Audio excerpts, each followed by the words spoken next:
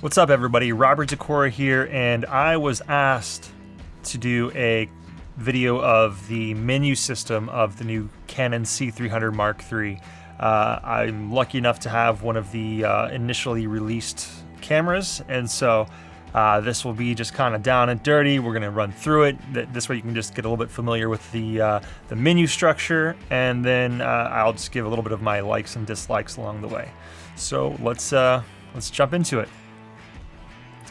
All right, so when you hit menu at first, the first screen you're going to come to is the camera icon.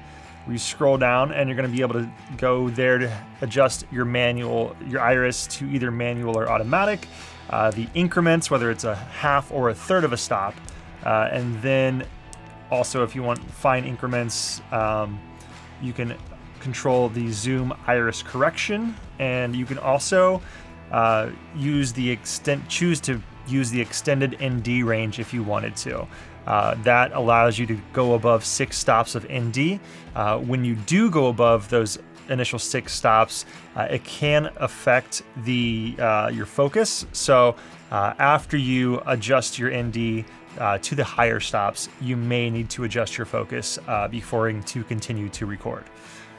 In the next tab over on the camera icon is the shutter mode, whether that's speed, angle, clear scan, slow, or off. I always shoot it in angle, and I shoot it at 180 degree angle. That way I never have to worry about changing my shutter speed when I jump between slow and fast motion. Here you can also choose if you want to adjust ISO or gain. You can also extend it. So if we were to turn this off and back out, and I wanted to adjust my ISO, I'm currently in 800, which is native for this camera, and I can go up to 25,600. If I were to go back and I was to turn ISO extension on, it now allows me to bump this up all the way to 102,400. Pretty much just shooting in the middle of the dark. So I would never personally do that.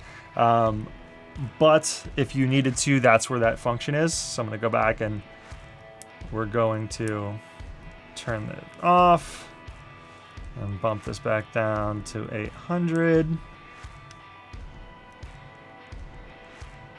All right, let's jump back in. And then you can also choose for that ISO increment if you want it to be in 1 stop or a third of a stop. Okay, moving on. On the third tab, we have light metering. This can be standard for your, standard scenes that aren't backlit. And then also, if they were backlit, you can select backlight or spotlight, depending on your needs. This is where you can adjust your auto exposures. And I don't really mess with much of this stuff, honestly, but that's what it looks like. We're gonna go back over to here, which it's grayed out at the moment, but that's solely because on my lens here, it's in manual focus. When I shift this to autofocus, everything jumps into being selectable, and there are many autofocus modes. One is one shot, which is a lot like what it sounds. One is a autofocus boosted manual focus, and then one is continuous. So continuous is going to be, it's always going to be searching for something to autofocus on. And it will continue to keep something in focus, whether it moves forward or back from the camera. This AF boosted manual focus mode is a little interesting.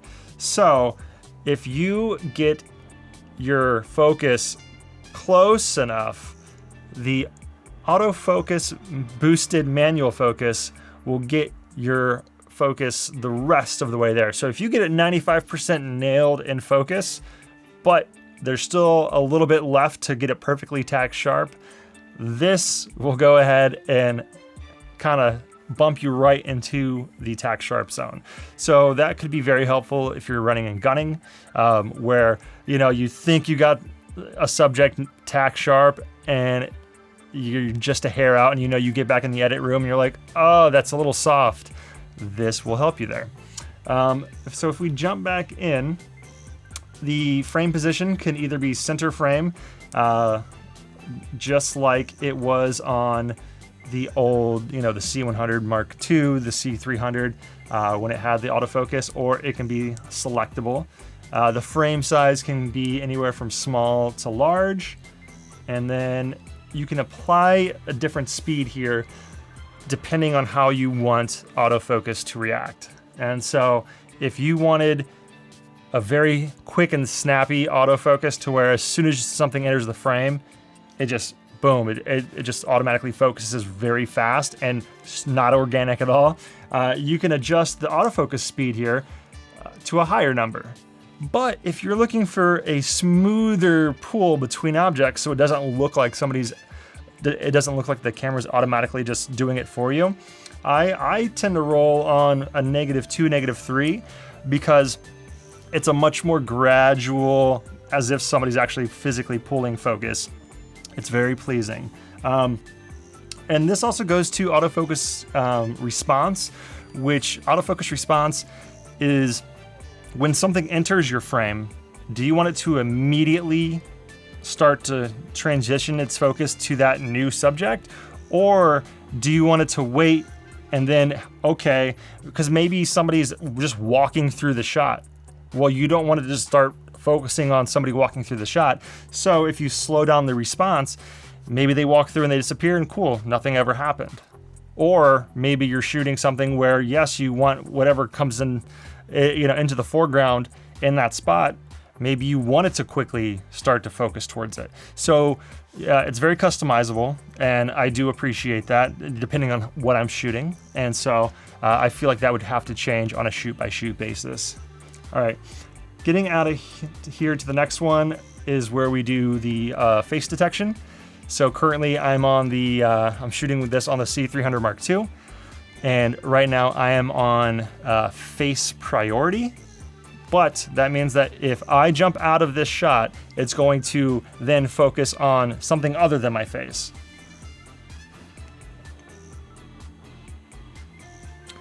And then when I come back, it's going to pick up that my face is here and then come back immediately to my face. So face detection, we like to leave that on. And then this is where you can either set face priority to where when I came back in, that it's going to automatically want to readjust and focus on my face, or face only to where if I had this set up to face only and I left the frame, the focus wouldn't hunt and try to focus on anything else. It would literally only look for a face to focus on. And since I left, everything would have stayed as it was. I would have entered the frame and nothing would have happened.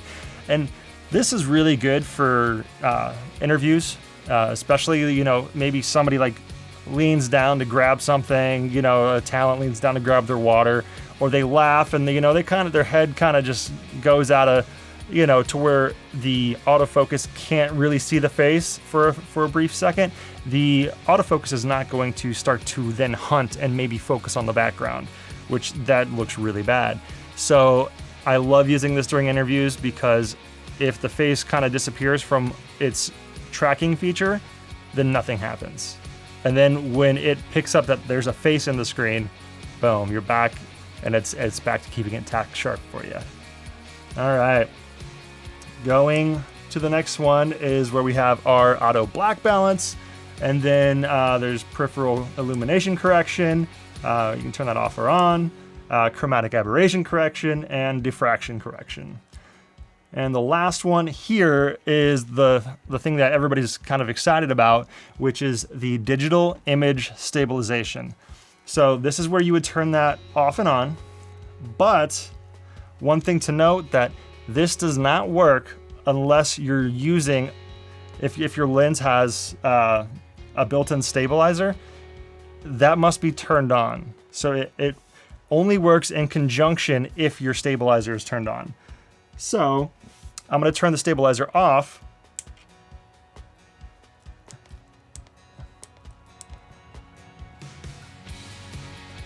and I'm actually getting if you can see, it's under the, on the top left side, I'm getting a flashing, say, with a little camera, a handshake, and the no symbol, and it's saying, hey, there's no stabilization turned on right now because the stabilization on your lens is set to off. If I were to pop that back on, you would see that that would stop flashing, and now you have the hand shaking symbol with the camera symbol. And that is very important to know, that if you want to use internal image stabilization, have it set on your lens, and it's only available in XFAVC. You cannot use the internal image stabilization in RAW. So very important to note those two things. All right, moving back onto the menu, we go to the custom picture tab. And this is where you would select between Rec 709, C-Log2, C-Log3, PQ, HLG, and then you can edit your own custom profiles and then save them here. If we go to the next screen, this is for your recording and media setup. And so this is where you would choose if I want to shoot in, well, first this is where you can initialize your media, and then the next one is for sensor mode. So I can either shoot Super 35 or I can shoot Super 16, but cropped. And then here is where we would choose under the main record format, whether we're shooting RAW or XFAVC. So we're gonna leave that in XFAVC. And then this is where you would then choose if you were gonna shoot, if you're shooting in the United States for NTSC or PAL. Those are those options under system frequency. And then you have your normal recording mode, your slow and fast motion, and then pre-recording here. And so to show you real quick how amazing, this is like one thing that everybody's been sort of waiting for with this camera, is on the side here is a slow and fast button, and then there's also below it a slow and fast frames per second. So if we pay attention to the top of the screen, and you'll see it says 23.98. If I hit the SNF button, it automatically takes it into a new, you see it's 24 over 23.98. So we only have to adjust this once unless you want to switch it around. But if I push the button below it on the side here, SNF frames per second, I hit that, I can now use the toggle switch to jump it, and we're at 60, we're at 96, we're at 120. I'm gonna set that. So now I can, by the simple press of this button, I can go from 120 frames per second to 23.98. And it was literally half a second. So it's like, awesome, I'm shooting this and I want it real time. Oh, that would look really cool slow. Can you do that again? 1 second. Push the button, now you're at 120. You record it. Let's go back to normal motion. As simple as that. Hopping back into the menu, we have the sub record format option. So if we wanted to record proxies to the internal SD card, we can turn that on and off here. And we can either choose to record it in the custom picture profile that we've set, or we can record that proxy to a Rec 709 color space. That way, whoever's editing they can see, pretty much what it will hopefully look like, and just, makes it easier for them to edit. Jumping out of that, when we go over, we have the resolution and color sampling. Right now I'm shooting in 1920 by 1080. Obviously you see DCI 4K, regular 4K, 2K, 1080, and 720. All of these are in 10-bit. If we were shooting this in RAW, it would be 12-bit and or 10-bit depending on the frame rate that we're shooting in. Let's jump out. This is also where I would be able to select, 23, 29.97, 59.94. And then if you needed to go above 60 frames per second, like I said, you would do that right here in the slow and fast motion. All right. And then this is where you will also select your bit rate. So you've chosen Right now I'm just in 1080, and then we're at 23.98, and then here under bitrate, I can either do it at 160 megabits per second in all intraframe, or 50 megabits per second long op. So let's jump out, and then here's where you will decide if you want to use relay recording or not. I always recommend having that on unless you're dual slot recording for safety. Just like it sounds, I'm sure you all know, relay, once card A gets filled, it'll automatically start recording the card B. And double slot recording is obviously you're getting a backup on slot B of whatever is being recorded on slot A. Here is where you can choose the metadata and how that is recorded into the card. And then if you want to have a record command set up, your HDMI time code is here. You can turn that off and on. Photo numbering, whether it's continuous or if it resets, I would always do continuous. And then volume label, which is either Canon or Canon and metadata. I honestly have zero idea what that means, but I'm sure somebody in the comments will let me know. All right. To the next one is the audio tab. And you have 5 subfolders in this tab. Audio input selection, you will choose here whether it's going to be a mic terminal, a monaural mic, and so the monaural mic is actually, it's right here. And what the monaural mic is when you're recording, I could then be talking directly into the camera right here, and you can sync that up in post, with the audio and the video, and whatever I'm saying right now will be playing through that. And so we're gonna back out. So channel 2, input 2, this is where you can, so you have 2 inputs. Input 1 will be channel 1, input 2 will be channel 2. If you wanted to have a safety track and you only had mono, one XLR plugged in, so channel 1 you could be recording at this level, and then you're just gonna say, well, hey, I want channel 2 to also be in that input, but I'm gonna record it at a lower level. That way I have a backup track in case the original track gets too hot. So maybe I'm gonna do it, 12 dB lower. And so that's how you would do that. I'm gonna back out. And then you can choose whether channels 1 and 2 have an ALC link, as well as channels 3 and 4.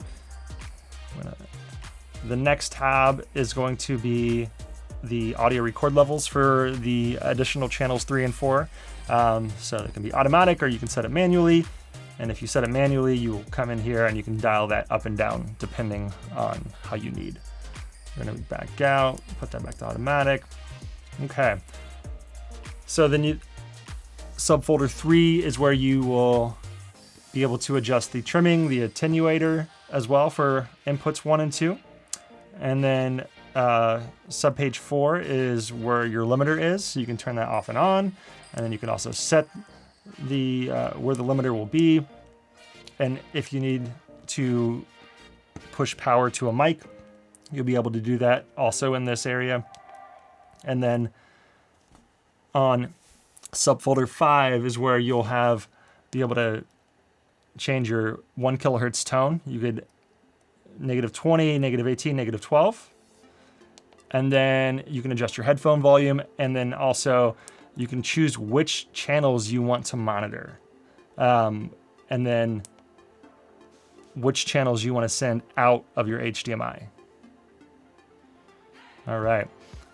So this next one is all about monitoring, and there are 12 different tabs, but most of these tabs each one is for a different type of monitor. So right now we're using the LMV2 that comes stock with it.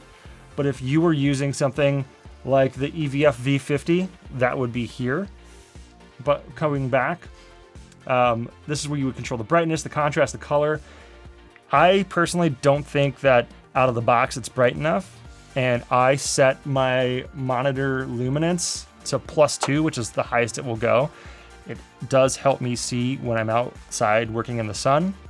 So if I were you, I would obviously see what you like, but I would suggest putting luminance to +2.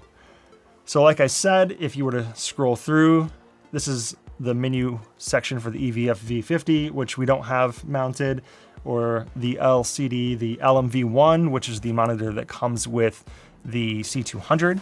And just so you know, the C200 and the C300 Mark III, one's the LMV1 and one's the LMV2. I don't find much difference between them other than size. I believe they're the same monitor.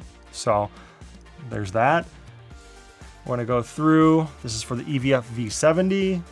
And then here is where we're gonna be able to either do an anamorphic D-squeeze. So if you're shooting anamorphic, you would come in here and you can choose whether you're going to, if you're sending out a signal to a monitor, you can decide if you want to apply that squeeze to the signal that's going out to your monitors, as well as, viewing it on your onboard monitor here. And then we're gonna go by black and white image, and then on-screen displays. This is where you can, for monitor and HDMI out, if I were to turn this off, you would lose all on-screen displays. Turn it on, that's good. And then obviously you can further adjust it here. If we go over, this is where,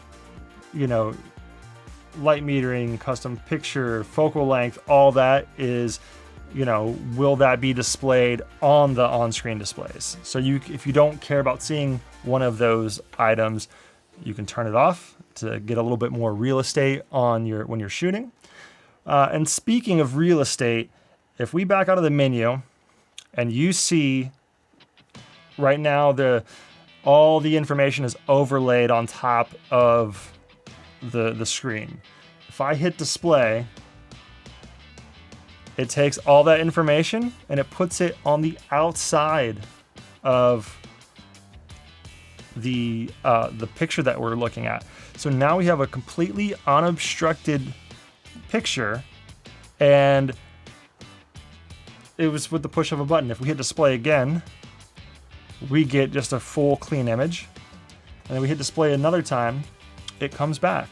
So a nice touch, because sometimes you might have something on the edge of the frame that you might not want in the frame, and you don't know that it's in there because it's being blocked by all this other data. So hit display and it goes away. All right, menu back there. So you can also change the on-screen display opacity. So if the bright white is too much, I could turn this on, and now it's only 75% of what it was before. It's not as bright, but it's still there, and you can adjust the percentage of how light or dark it is. If you see me scrolling through, I'm gonna turn that back off. All right, we go over, and this is where we apply the LUTs, and you can apply a different LUT to each different source that you're viewing this at. So you can apply one LUT to SDI out, another to the monitor, another to HDMI, and another to this screen. So you can have the same LUT, different LUTs, depending on who's viewing it. So if you want to view a certain look whenever you're shooting, but you want to send a Rec 709 LUT to the director's monitor so they can have a better understanding of what it is that you're shooting and how it will look, that's always a great option. I'm currently doing that with the Atomos that I'm recording this to. So I have that turned on, and when I go to the selection of the LUT, I can choose Rec 709, 2020, DCI, PQ, HLG, ACES proxy. And so that's a very, very nice and handy tool, and it can be different for each different one. So I can come in here and I can send 2020 if I wanted to out to there. I got 709 coming through to this monitor, and that's a nice touch. All right, moving on, we have a LUT if you're viewing it on a different viewfinder. And then here is where you would install your own LUTs. So you can upload your own LUTs into this camera. So if there's something that you typically work with, You can install it, view it here, and then that way you know you're getting it right in camera the first time. And then for the range of Canon log, we can do full range, narrow range, for HDR output as well. And that's via SDI, the monitor, or HDMI. All right, and next up is the focus guide. So the focus guide is currently grayed out because we're in autofocus. If we switch this to manual focus, now we have the option to turn it on. And when we turn it on, and we back out of here, you'll see that there is now a green box over this little guy here on the screen. And so what the focus guide does is it lets you know, hey, using the dual pixel, the autofocus that we're using, we know that that's not really in focus. So you need to adjust it until this box lights up green. So if I were to roll this out, you would see the diamonds go further away. And if I were to roll it in, oh, now you see the diamonds start to spread again. And then so we're gonna go back and there we go. It's green. It lets me know that whatever is inside that box is tack sharp. So I would trust this to an extent. You know, it's technology. It might not always be perfect. So I would also rely on your trained eye, but I think it gets you all 95% of the way there, if not all the way there, depending on the subject. All right, let's jump back in. So let's say that you had two things and you were rack focusing between the two. I could choose focus guide second frame, and what that would do is it would add another point to the screen. So I can move one to the guy, and if I push the pad in, the joystick in, it moves it to the other frame, or the other box, and then I can set that. And so now, if I was going to rack focus, you would click the center frame. Obviously, it's not bright enough. It was if the hat bill was bright enough, it would then give me the green box. So there is a limitation that we see right now. There has to be enough light and or contrast on an object for the box to light up green. So right now I'm relying on peaking for me to see that that's in focus.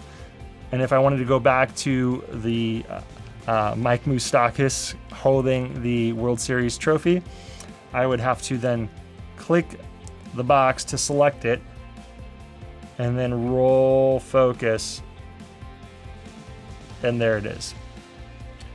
All right, moving on, we have peaking, which has been what you've been seeing this whole time.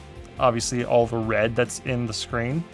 You can adjust that here. There's also a button on the side of the body. So if I were to back out of here and just use the button here on the side of the body, you would see that the red comes and goes to show me what's in focus and what's not. And then we jump back to the menu. You can choose if peaking is going to send out to your different monitors, or if you want to send a clean feed or not. And you can adjust the peaking strength here. You know, how much do you want it to light up red or not? Moving on, magnification is also here in the menu, but then again, we have it over here on the body. My favorite feature of this is false color. So here, false color, you can also map this to one of the buttons that you might not use over here. And so we turn this on. You're not seeing it because it's not being sent out to the monitor. So I can come in here and I can turn it on for the monitor, back out, and now you can see how things are exposed. Obviously, this is way underexposed. I'm shooting into a shelf in the corner of my office, but this false color lets me know that, hey, you're underexposed, which is amazing to have built into the camera, like super clutch. I'm gonna back out. We're gonna turn it off. We're gonna move on to zebras. Here you can set your zebras. You can have 1 or 2 zebras going at the same time. And for a lot of running gun stuff, I will have, zebra 1 set to like 95% IRE, and that's, so I can tell when I'm getting close to clipping the highlights. And then I'll have another one set to, around 70 for skin tones if I'm like working with talent. And this is very helpful, so when to sort of back down exposure. But now that I think about it, I might not have to use it as much now that I have false color built in. That can give me a very accurate representation of where my values lie. So great to have both, and I'm sure both will be used better in different scenarios. All right, waveform monitor. I can choose if I also want to send that between this and another monitor like the director's monitor or the Atomos that I'm currently recording on right now. We can set markers.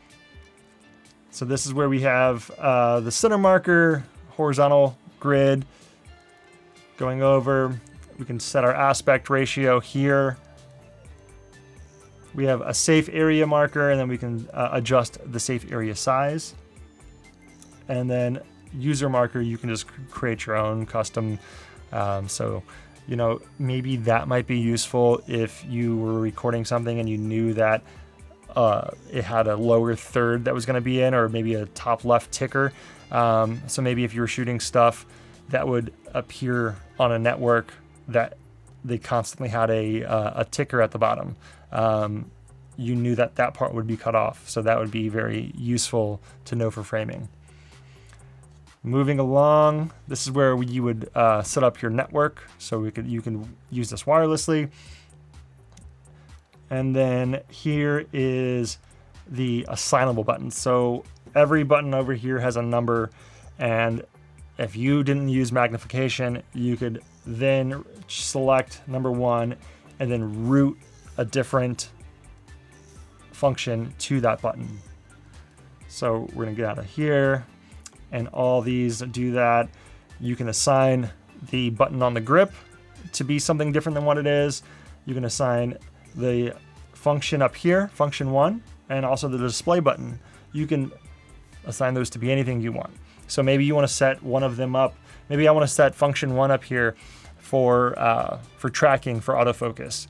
So then I could just hit here and then tap with my finger on the screen of the objects I want to track. That means you don't have to dive into the menu to get the tracking feature. Going through, this is remote AB and the EUV2, which is the expansion pack. They all have buttons on them that you can assign. The EVF70, another grip. And then now we're into the tools. And so the tools is where we're gonna be able to change the time zone, the day, English, and how we want the date formatted for whenever it's writing metadata. And then you can choose your max resolution that's sent out of your HDMI port, whether that's 4K 1080 or 720, as well as your monitor out. It can either be set to 2K 1080 or 720. You can choose for your SDI if it's line level A or line level B. And then we're gonna go. This will be your gen lock and sync term. So you can choose if you want HD sync output or gen lock input. I'm gonna adjust it here.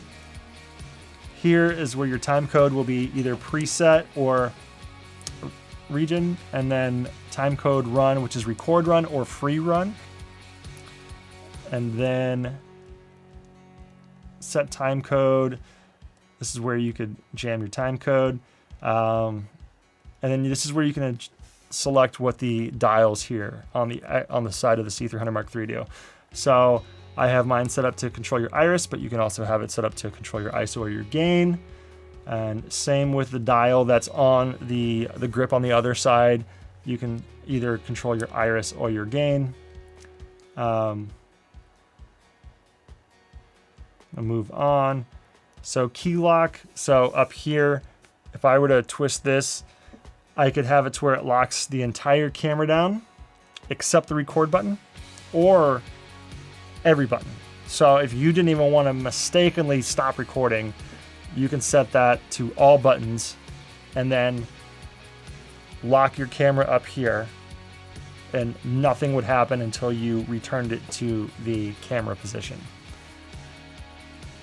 And so we're gonna get out of here. Tally lamp, so you can turn your tallies on and off. You can turn off, if you didn't want these lights here on the side, I can come in and I can turn that off. The SD card, and turn that off. I can hit this button, turn off the side, so now there's no light coming from this. So if you're trying to be super stealth, you can turn all the lights off. I like to run with it on. And then moving along, you can set your fan mode. And this has been a big topic, is the fan really loud and how noticeable is it? It's been running this whole time. I can hear it. I'm not sure if it's being picked up in the mic, but I don't think it's going to be loud enough to ruin anybody's audio. But it might be a little bit louder than some are used to. And this is where you would set it to always on or automatic, which it runs pretty high whenever the camera is not in record mode. Then it drops or turns off when it's recording and only revs up high again if it gets to an internal temperature that it deems not safe. So the fan speed can also be set for standby or recording, whether it's low, middle, high, or maximum. And then touchscreen response, normal or low. You can reviewing the media that you just shot. You can either just view the last 4 seconds or the entire clip. And that's another awesome feature now, is that you don't have to flip this stupid dial like you did on past cameras to access media. You literally just hit a button and it takes you there. And then you hit a button and it takes you right back. And it is awesome. So they've really thought about the user experience here in reviewing clips quickly, changing to slow motion quickly, applying luts, which is, there's a button here, quickly. Everything is just about speed, which time is money on set. So thank you, Canon. Jumping back up here into the menu, we were over in the custom buttons, and then there is a DCI warning, a DCN warning, I should say, I'm sorry. You can have it set up to retract the lens if you had that type of lens. Here is where you would check your hour meter, the hours that you've been running the camera for, which I have 4 now. And then also where you would check the firmware. And then here, the very last one is the user custom menu. So I have not had time to set this up, but with most stuff being on the side here, I think the only thing I would realistically add there would be maybe a initialize media, where to choose RAW versus XFAVC, frame rate, and bit rate. So I think this camera, all in all, is awesome. I definitely appreciate the new DGO sensor that I'll do a test on that to show you the difference between shooting C-Log 2 on a C200 in RAW versus C-Log 2 on a C300 Mark III in RAW. There's almost zero noise, even at high ISOs. So that's very impressive. But thank you for watching. I rambled on. I'm sorry. I need some water. I've just been talking. Have a good day, guys.